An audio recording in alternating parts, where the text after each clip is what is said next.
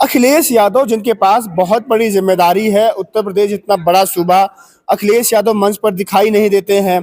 क्या लगता है कि मध्य प्रदेश में जो थोड़ी तीखी नोकझोंक हुई थी, उत्तर प्रदेश के प्रदेश अध्यक्ष अजय राय के साथ कुछ चीजें हुई थी, लगता है कि अखिलेश यादव यहाँ से खुश होकर लौटे हैं? अखिलेश की नाराजगी, अगर अगर नाराज हैं तो उनकी नाराजगी भी स्वाभाविक है।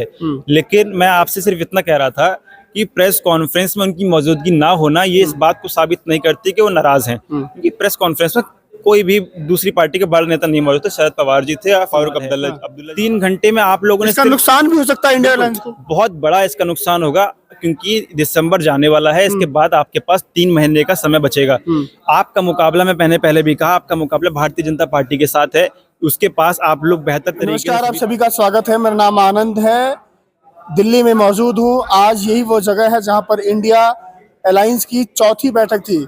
3 बैठक पहले भी हो चुकी हैं, पटना, बेंगलुरु, मुंबई। आज चौथी बैठक दिल्ली में थी। बहुत सारी उम्मीदें थी कि आज के बैठक में कुछ नया निकल के आएगा, कुछ बहुत सारी चीज़ें जो कैसे होगा, बंटवारा कैसे होगा, तमाम जो चीज़ें थी उसको लेकर के आज यहाँ पर बैठे थी। ये वही वो रूम है, यही वो कक्ष है जहाँ पर तमाम जो 28 घटक दल हैं जो इंडिया गठबंधन के यहाँ पर बैठे थे।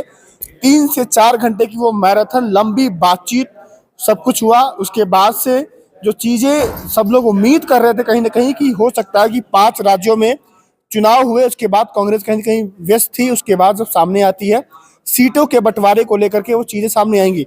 लेकिन आज भी सीटों के बंटवारे को लेकर के कोई भी खबर नहीं आई है।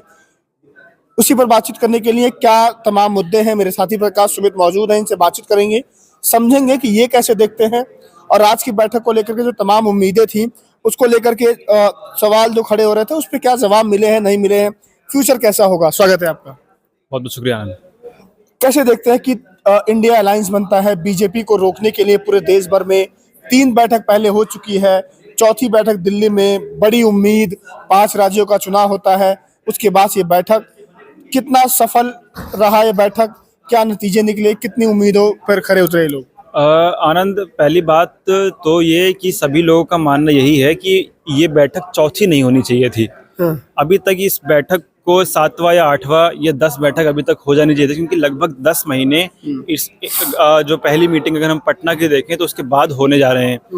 तो ये 10 महीने में मात्र 4 बैठकें, और उसके बाद अभी तक आपको ये नहीं पता है कि आप कहाँ से चुनाव लड़ेंगे, कौन सी पार्टी कहाँ पे, क्या कौन कन्वीनर है, कौन चेहरा है। चलिए, आप की बात हम मानते हैं कि चेहरा आप नहीं देना चाह रहे, चेहरा आप चुनाव के बाद देंगे। ये चीजें हम लोगों ने पहले भी देखी हैं कि चुनाव के कई पार्टियां चुनाव के बाद चेहरा देती हैं, कई पार्टी चुनाव के पहले चेहरा देती है। चेहरा बहुत इंपॉर्टेंट चीज नहीं है।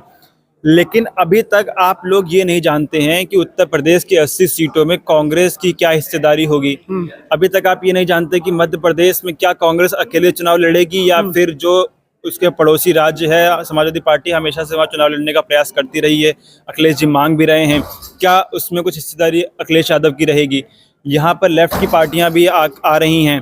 केरल में लेफ्ट की सरकार है, क्या कांग्रेस की वहाँ कुछ हिस्सेदारी रहेगी। सीपीआई सीपीआईएम वेस्ट बंगाल में भी है, क्या ममता बनर्जी राजी हैं सीपीआईएम को, सीपीआई को और कांग्रेस को कुछ हिस्सा देने के लिए, क्योंकि कांग्रेस से टूट के ममता बनर्जी ने अपनी पार्टी बनाई है टीएमसी।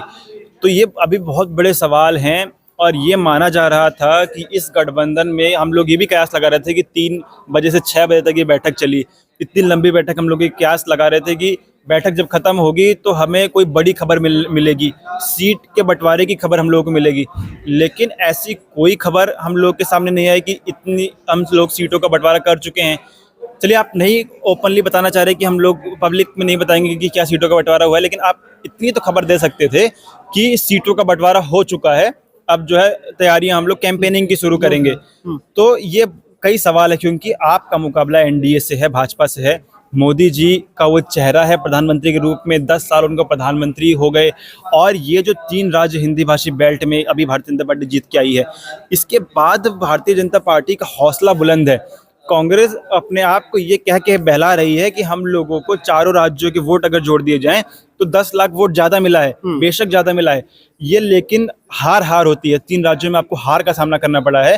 इससे कांग्रेस का कार्यकर्ता और इंडिया गठबंधन के जितने भी लोग हैं, जो लोग चाहते हैं कि भारतीय जनता पार्टी हटे, इंडिया अलायंस की बात नहीं कर रहा हूँ, वो हर एक व्यक्ति इस देश का जो ये चाहता है कि भारतीय जनता पार्टी हटे, उनकी नीतियों से खुश नहीं है, उसको निराशा मिली इन 3 राज्यों में हार के बाद। अच्छा, एक लगातार सवाल है कि देखा गया कि जब प्रेस कॉन्फ्रेंस हुई वहां पर तमाम वो नेता मौजूद थे। हालांकि जो घटक दल है उसमें 28 दल हैं, लेकिन मंच पर देखा गया 10-12 लोग मौजूद थे।